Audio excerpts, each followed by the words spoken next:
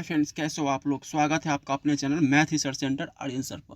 तो फ्रेंड्स, आज मैं फिर से लेके आया हूँ आपके लिए काफ़ी ज़्यादा डरावना और भयानक स्टोरी, जो दहशत का आपने 1 और 2 पार्ट्स आपने पढ़ा और सुना, उसी का तीसरा पार्ट है। ये लास्ट पार्ट है, काफ़ी ज़्यादा इंटरेस्टिंग होने वाला है। तो चलिए कहानी को शुरू करते हैं। शीर्षक का नाम है दहशत पार्ट 3। मैंने देखा बाहर वही लड़की खिड़की बजा रही थी, वो अपने एक हाथ से, और उसका एक हाथ कटा हुआ, चेहरा बिल्कुल कट रखा था और खून पूरे चेहरे पर और बाल आंखों के बिखरे हुए थे।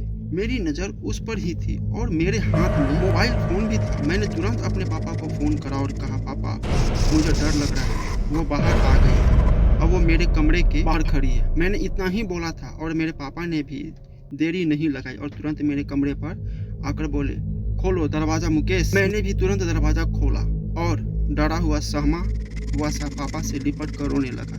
मेरे पापा ने कहा, कहाँ कोई तो नहीं है, यहाँ भी नहीं है। मैंने फिर कहा, पापा बाहर है, देखो खिड़की के पास।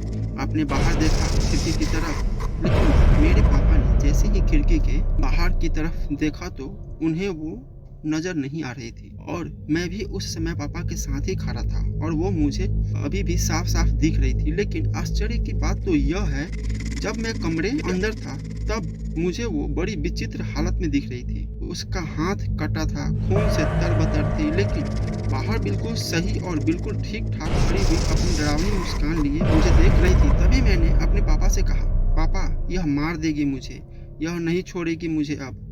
पर मेरे पापा ने मुझे समझाते हुए कहा, बेटा कोई नहीं है, बाहर कुछ भी तो नहीं है। पापा लाइट जलाकर देख रहे हैं, लेकिन पापा को आसपास कोई नहीं दिख रहा था। उसके बाद पापा मुझे अपने साथ नीचे बरामदे में ले आए। अब घर के सभी लोग भी जाग चुके थे, मम्मी पापा भाई बहन सब लोग थे मेरे साथ बरामदे में। लेकिन मैं जोर जोर से रो रहा था, बस एक ही बात कह रहा था, वो मुझे मार देगी, अब वो नहीं छोड़ेगी मुझे अब। घर के सब लोग मेरे पास ही बैठे हुए थे और सब मुझे समझाते हुए कह रहे थे, कोई नहीं है यहाँ, कौन तुम्हें मारेगा मुकेश, हम हैं यहाँ, कोई नहीं मार सकता तुम्हें, और कुछ भी नहीं है, ऐसा क्या हो गया मुकेश तुम्हें। उसके बाद सब ने बरामदे में एक चारपाई रखी हुई थी, सब ने मुझे उसी पर लेटा दिया। लेकिन वो लड़की मुझे मेरे सिरहाने के सामने खड़ी फिर दिख रही थी और मुझे वो डरावनी मुस्कान लिए घूर रही थी, और मैं अपनी मम्मी पापा को सबको कह रहा था, यह देखो यही खड़ी है। लेकिन किसी को मेरी बात पर यकीन नहीं हो रहा था, क्योंकि वो और किसी को भी नहीं दिख रही थी, और सब यही कह रहे थे, किसी चीज से डरा होगा मुकेश, इसलिए मुकेश को ऐसा वहम हो रहा है। तभी तक जो वो लड़की मेरे सिरहाने के पास खड़ी थी, अब वो मेरे सीने पर आकर बैठ गई और अपने लंबे लंबे नाखून मेरे गले में घुसाने लगी। अब मेरी चीखने चिल्लाने की आवाज बहुत तेज हो चुकी थी। मेरे गले से बहता खून देखकर घर वाले बहुत डर गए थे और मेरी मम्मी भी रोने लगी थी और पूरे घर में दहशत का माहौल हो गया। लेकिन मेरे पापा ने शायद किसी को भेज दिया था घर से थोड़ा दूर। एक तांत्रिक बाबा रहते जो भूत प्रेत में थोड़ा रुचि रखते हैं और ऐसी चीजों को जानते भी हैं। हमारे पड़ोस के एक भैया बाबा को लेकर घर उसी समय पहुंच गए थे। बाबा ने बरामदे में कदम रखते ही घर के सब लोगों को कहा, सब दूर हट जाओ, इस लड़के के पास अभी कोई मत खड़े रहना, सब दूर हो जाओ। बाबा ने मेरे ऊपर गंगाजल छिड़का या कुछ और, यह तो पता नहीं, और उसके बाद बाबा जोर जोर से मंत्र पढ़ने लगे। बाबा मंत्र तो पढ़ रहे थे, लेकिन मुझे ऐसा लग रहा था मैं अब अपने बस में नहीं, और मेरे मुंह से अपने आप आवाज निकल रही थी, यह मुझे पसंद आ गया है और मैं भी इसे पसंद हूँ, इसलिए मैं इसको लेकर जाऊंगी। बाबा ने मंत्र पढ़ते पढ़ते जोर से कहा, कौन है तू, बोल कौन है तू, कहाँ से आई है।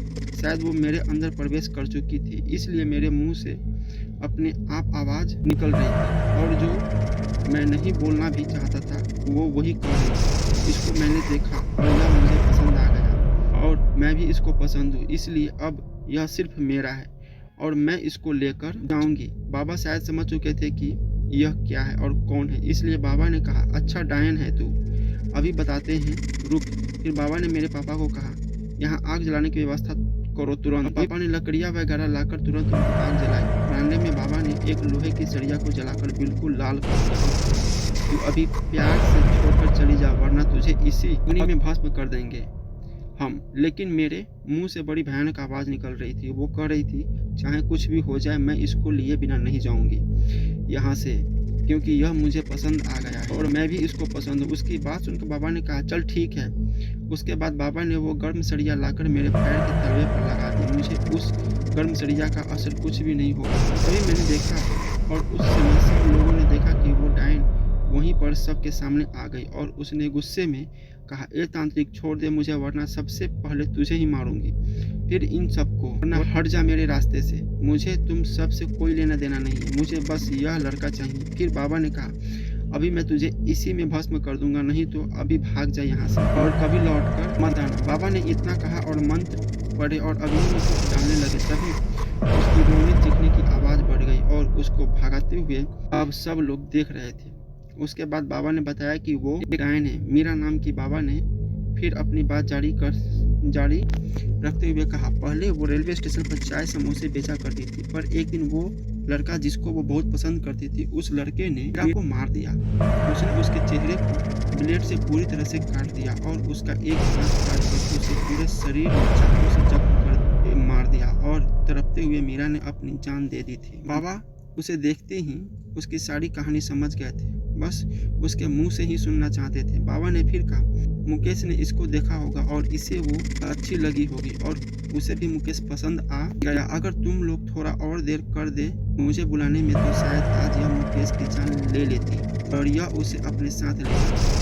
उसके बाद बाबा ने मंत्र पढ़कर ताबीज बनाई और मेरे गले में डाल दी, एक धागा हाथ में बांध दिया। फिर कहा, अब ऐसा कुछ नहीं होगा। इतना कहकर बाबा तो चले गए, पर मैं उसी दहशत में उस रात को क्या कई रातों तक नहीं सो पाया और मैंने उसके बाद से कभी भी ट्रेन में सफ़र नहीं किया। इस कहानी को आज मैंने आपके सामने बता तो दी, लेकिन सच मानो यह कहानी बताते समय आज मेरी रूह फिर कांप रही। आज भी मैं उस दहशत में हूँ। फ्रेंड्स, कैसा लगा स्टोरी प्लीज़ कमेंट करके बताइए और हमारे चैनल को सब्सक्राइब जरूर कीजिए। मिलते हैं अगले स्टोरी में।